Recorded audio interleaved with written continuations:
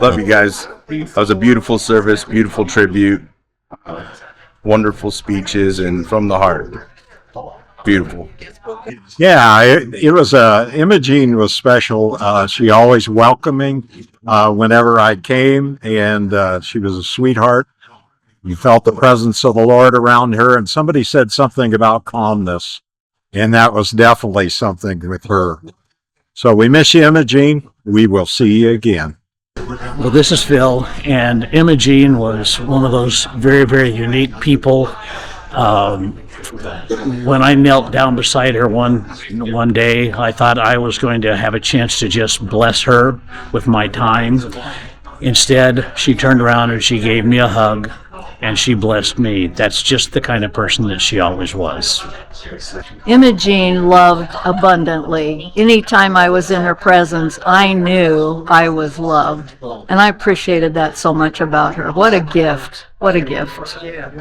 I'm Becky, and EmmaJean was she was married to Jean Ravan, who was my dad's nephew. So I'm not sure what the connection is, but EmmaJean, I loved her. She was a neat lady. She was always so kind and gentle to talk with, and she would listen, really listen when we communicated. And I did get to see her a couple times before she passed, and it was really a sweet time. Her aunt and uncle, but they were acting. What I remember the most about her was I babysat the kids when they were little, and she was so much fun. She was just a lot of fun. And when my husband and I first met, she encouraged that relationship a lot. So that's what I remember. I'm Lynn Cooper, was my maiden name, Willett, and we had the Ravans for our pastors. Actually, they were my pastors twice, once in Pineville and again in Milwaukee, Oregon, when I came to Portland for nursing school.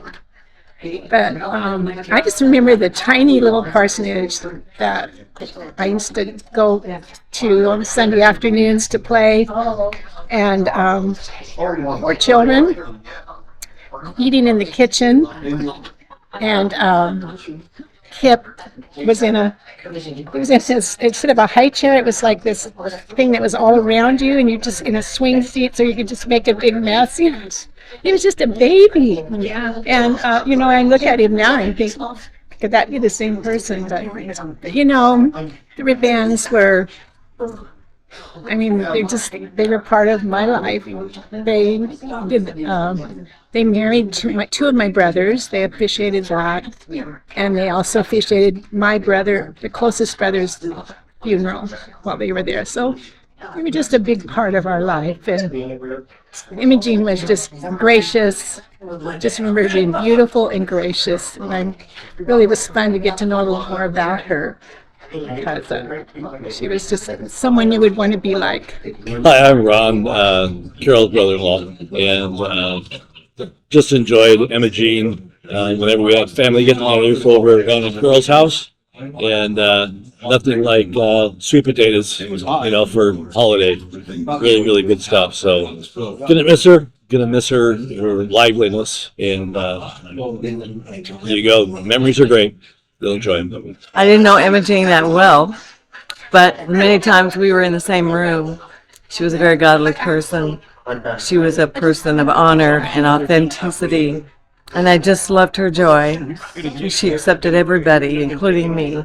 So she will be greatly missed, but I'll have eternity someday to be with her, and I look forward to that. EmmaJean and my mom for a long time after my mom passed away, and I appreciate all the talks we had and all the fun that we had, especially in Mexico. If you remember, we went on the road, dove in that water, and had a really good time. So thank you for all the memories. Aloha, everybody. This is Kurt Jarvis, one of EmmaJean's many children that she loved during her life. One of the things I've been doing this last year is writing my memoirs, and EmmaJean, Auntie Jean, figures big in the story. I'm going to read something from Guitars and Cadillacs, A Hillbilly's Journey Through Life. It'll be short. All right, so EmmaJean's passing. EmmaJean was Joanne's lifelong sister with a deep friendship despite faith clashes. Her Oakland, California home to me at 3600 Lincoln Avenue from 65 to 68 was a refuge. Bread's aroma warm, cousins like siblings, laughter filling rooms, heavy footsteps on stairs, falling down the stairs sometimes, windows open, curtains fluttering. The TV was blaring Superman, I Love Lucy, The Monsters, and Get Smart. Joanne leaned on EmmaJean and Jean to shelter me, Mike, and Susie during married shifts, which she had quite a few. Her house was a haven. Church on Sundays, Wednesdays, flowers in my hair. If you're going to San Francisco, playing on the radio. We wove daisies into the headbands in Demon Park. We weren't hippies, just wacky kids with smitten California dreaming, choir singing, tacos worn, tables set. Amen, let's eat as many as we can, establish new taco eating records. Red grease running down our arms. I miss those days, and I really miss my second mother, EmmaJean. Rest in peace and enjoy your reunion with Uncle Gene in heaven. Love you all. Really miss Auntie Jean. My Grammy was everything to me. You know, the family says that I got my heart and my stubbornness from her. And, you know, that's probably the best gift that I could ask for, because no one had a bigger heart than Grammy. And, you know, if that comes with a little bit of stubbornness, then that's okay. I'll take it. Love you, Grammy. I'm Bob, EmmaJean's son-in-law. EmmaJean was the best mother-in-law anyone could ever wish for. She never was judgmental and always showed kindness. I visit her every single day in the last couple weeks of her life. I remember one time in particular, as I was leaving, she pulled me close to her, looked me straight in the eyes, and said, "Bob, I love you." I'll never forget that moment. I love you, EmmaJean. One of the most powerful gifts in the New Testament is the gift of hospitality, and EmmaJean is just such a great example of that. I remember one time about 35 years ago, we were all going to go on a cruise. There were 4 couples. She invited us over for dinner the night before we left, and she put on this big spread, and it was Caribbean-inspired food. And I just remember how good it was and the trouble that she went to and how she was really in her element. And it was the best meal of the whole trip by far. And we appreciate her gift of hospitality that she did so well. We appreciate it that she passed it on to you kids. We've been to Kip's house, Bob and Wanda's, Ron and Carol's. Every time the food is great. The conversations are wonderful. And we appreciate her, and we appreciate her for passing it on to you guys. And we really appreciate you kids because you just bring us in. We always feel like family. It's always special. It's always wonderful. Love you guys. Hi, I'm Pam Rigdon, and I had the pleasure of spending my high school years in Ravan's church in Milwaukee. And I enjoyed the companionship of the pastor's children, and we weren't past creating a few hijinks for ushers and staff to deal with, but we won't go into that today, as we're here to talk about Sister Ravan, as I called her back then. I came into the picture as Carol was headed off to college and Wanda was already there. Their continued education was important to EmmaJean. However, as with most pastors in mid-sized churches, those pastors' salaries aren't exactly designed to accommodate 2 girls in college at the same time. So EmmaJean went out and got herself a job. In doing so, without saying a word, she taught me the importance of going after those things that are crucial and making them possible. I know with God all things are possible, but he also requires action of his followers. But she was an independent woman who wasn't afraid to dig her heels in and stand her ground. Later in life, I was able to spend more time with EmmaJean when she and a team of 136 Americans came to Romania to merge with a Romanian choir and do a Living Cross production. After 50 years of communism, to proclaim Christ in a public way, in a public building where the communist government used to meet, it was kind of a big deal. It was there that I discovered what made her so special in my eyes. It was this: EmmaJean's faith went beyond what was acceptable or expected. Instead, she dug into what was real.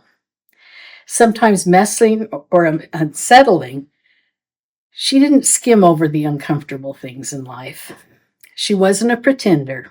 She was an honest woman, willing to recognize both the joys and thorns of life.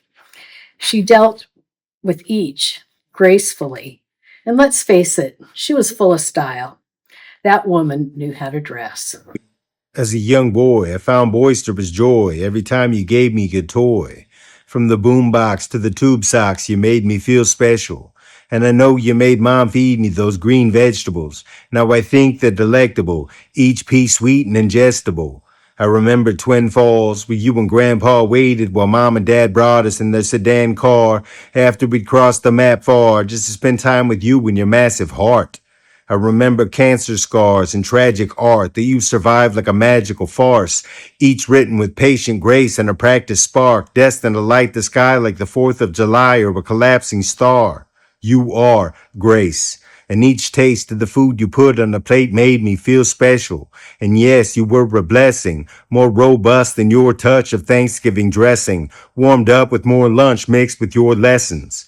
And so much wisdom did come every time I did run into you. Imbecile no longer. Each time we talked, I'd grow stronger, my bones longer, until I could compose songs where each line highlighted the piece that you offered. And that made me feel special. I miss you, Grandma.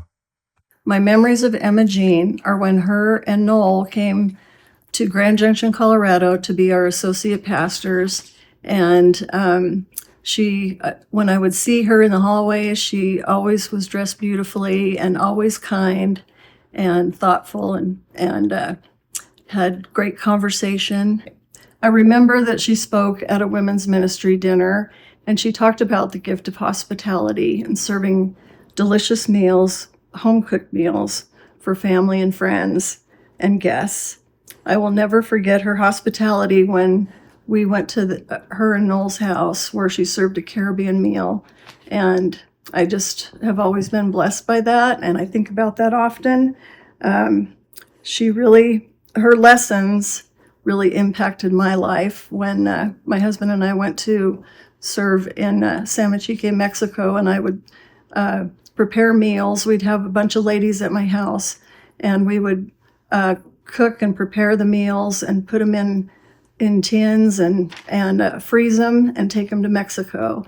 And I just always thought of her when we would cook those meals and how hospitality is a wonderful gift.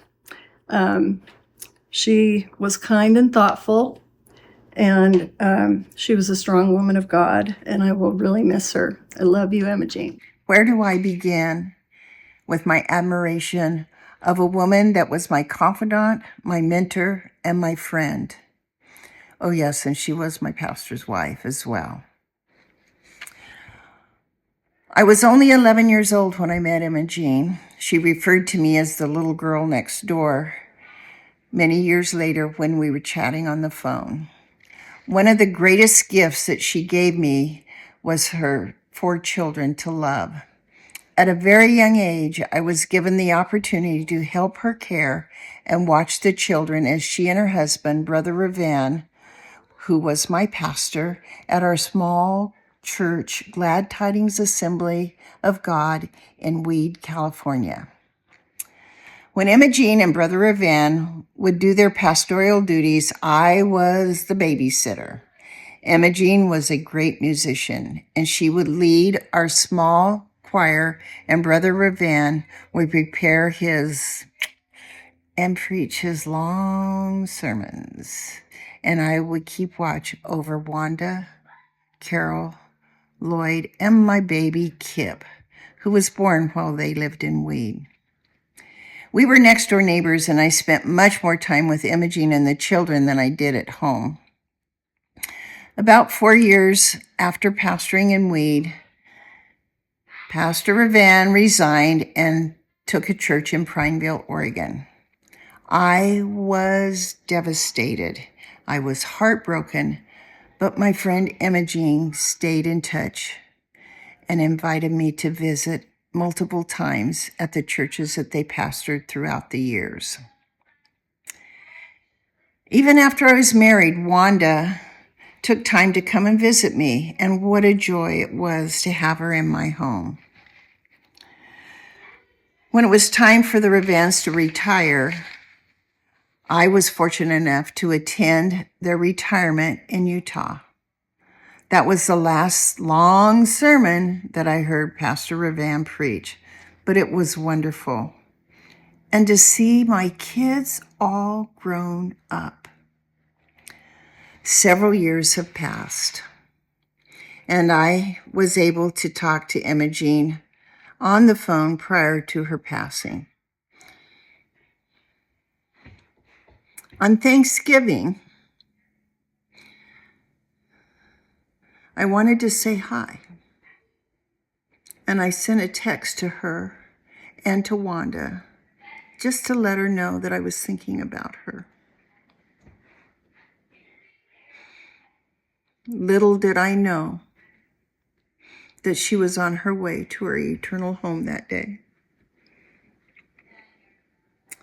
I miss her. She is a part of the person that I am today.